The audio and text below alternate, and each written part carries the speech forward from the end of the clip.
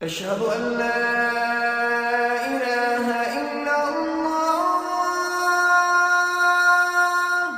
এরপর আল্লাহ রোজার উদ্দেশ্যের কথা বলেন। উদ্দেশ্য হলো লাআল্লাকুম তাত্তাকুন, যেন তোমরা সবাই নিজেদেরকে রক্ষা করার চেতনা গড়ে তুলতে পারো। সাবধানতা, যত্ন, ভয় বলতে পারেন, কিন্তু ভয় অর্থটা তাকওয়া শব্দের ভালো অনুবাদ নয়। তাই আমি তাকওয়ার ধারণা ব্যাখ্যা করতে কিছু সময় ব্যয় করব। তাকওয়া এসেছে আরবি ওয়াকায়া থেকে। মূল শব্দ হলো ওয়াকা ওয়াকি ওয়াকায়াতান, আর আরবিতে অর্থ রক্ষা করা। যেমন ওয়াকিনা আযাবান নার, আমাদেরকে আগুনের শাস্তি থেকে রক্ষা করুন। যখন নিজেকে রক্ষা করার কথা আসে, ইত্তাকা ইয়াত্তাকি ফাকাইফা তাত্তাকুনা ইন কাফারতুম ইয়াওমা ইয়াজআলুল ওয়িলদানা শিবা, কিভাবে আত্মরক্ষা করবে যদি তোমরা সেদিনকে অস্বীকার করো, যেদিন বালককে করে দিব বৃদ্ধ। এখানে আত্মরক্ষার ধারণা প্রকাশ পাচ্ছে যখন কেউ আত্মরক্ষা করে, যেমন দরজা বন্ধ করে, জানালা বন্ধ করে, সিকিউরিটি অ্যালার্ম সেট করে, যেটাই করুক, কারণ এখানে সত্যিকারের বিপদের সম্ভাবনা রয়েছে। প্রতিরক্ষার সাথে বিপদের সম্পর্ক থাকার কারণেই ভয় অর্থ ব্যবহার করে।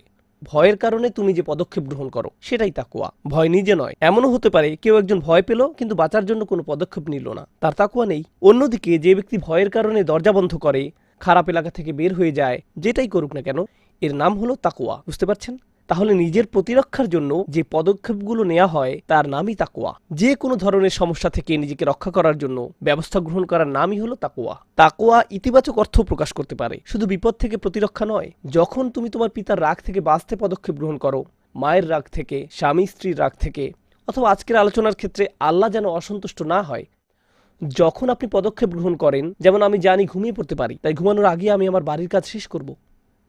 আমার এখন সময় আছে, কিন্তু কেমন যেন অলসতা ফিল করছি, আমি জানি যদি দেরি করি শেষ আর করা হবে না। এটা আসলে তাকওয়ামূলক কাজ। আপনি নিজেকে নিজের দুর্বলতা থেকে রক্ষা করলেন, উপযুক্ত সাবধানতা অবলম্বন করলেন। এজন্য কোরআনের এক জায়গায় পাবেন, সূরা বাকারার হজের প্রস্তুতি নেওয়ার কালে, হজের প্রস্তুতিকালে আপনার হাতে যথেষ্ট টাকা থাকতে হবে, ব্যাগ ইত্যাদি গোছাতে হবে। আর আগের দিনে তো অনেক লম্বা ভ্রমণ করতে হতো, তাই আপনাকে ব্যাগ গোছানোটা ভালোভাবে নিশ্চিত করতে হবে। মরুভূমির ভেতর দিয়ে ভ্রমণ করতে হতো, তাই সাপ্লাই না থাকলে হয়তো মারা যেতে হবে। অতাজাওয়াদু, এবং পাথেয় গ্রহণ করো। ফাইন্না খায়রাজ যাদিত তাকওয়া, তাকওয়াই হলো শ্রেষ্ঠ পাথেয়। মানে যথাযথ সাবধানতা অবলম্বন করো। শুধু আল্লাহর ব্যাপারে সাবধানতা নয়, তো অর্থবোধক বাক্যাংশে বলা হচ্ছে, দেখো সাবধান থাকো, অনিরাপদ পথ বা ভয়ঙ্কর এলাকা দিয়ে ভ্রমণ করো না, আগন্তুকদের সাথে কথা বলো না, নিজের নিরাপত্তা নিশ্চিত করো। এগুলো আসলে তাকওয়ার অর্থের অন্তর্ভুক্ত। এখন কেন আমি আপনাদের এসব বলছি? আল্লাহ অসাধারণ একটা কাজ করেছেন।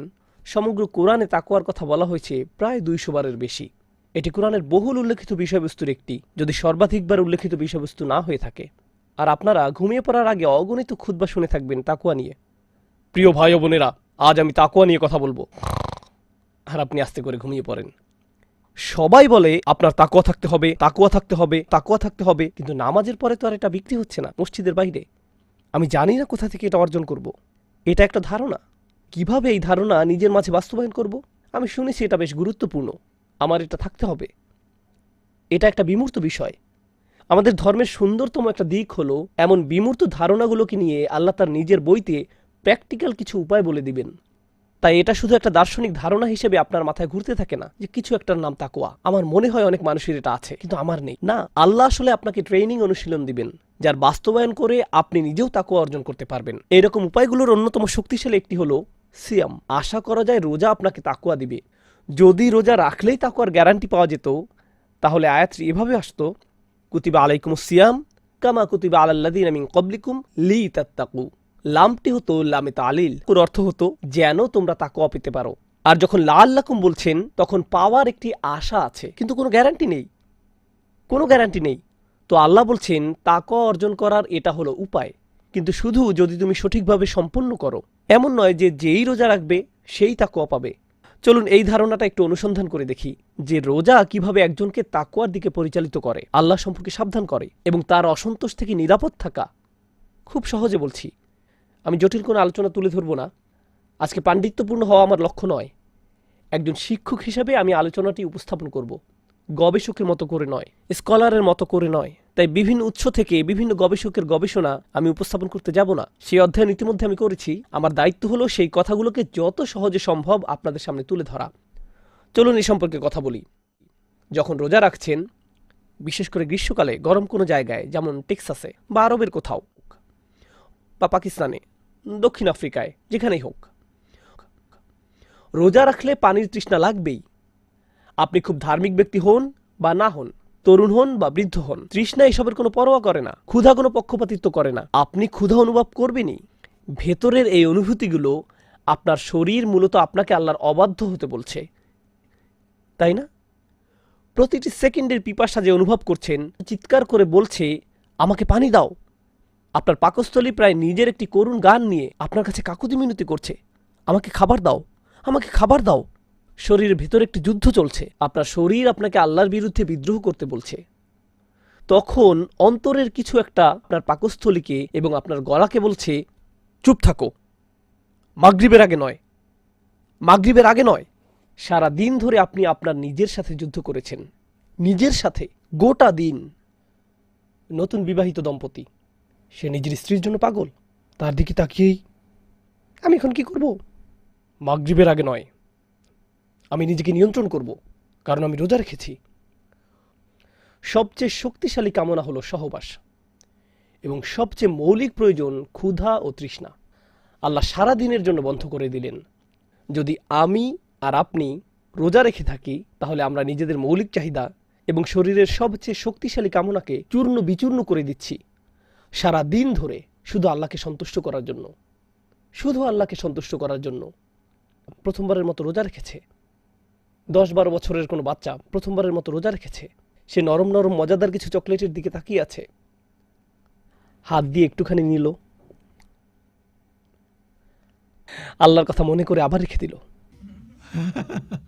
এমনকি তারও তাকুয়া আছে। প্রতিবার এমনটি করার মাধ্যমে আপনি আল্লাহ সম্পর্কে সতর্ক থাকার অনুভূতির বিকাশ সাধন করলেন।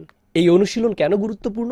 যদি সারাদিন ধরে আপনার মৌলিক চাহিদা এবং সবচেয়ে শক্তিশালী কামনাকে আটকে দিতে পারেন, যদি এটা করতে সমর্থ হন, তাহলে রমজানের বাহিরে আল্লাহ আপনার কাছে এর থেকে অনেক কম আশা করেন। রমজানের বাহিরে তিনি আসলে চান ওয়ায়ুহাররিমু আলাইহিমুল খাবায়েস, তিনি তাদের জন্য শুধু নোংরা জিনিসগুলো নিষিদ্ধ করেন।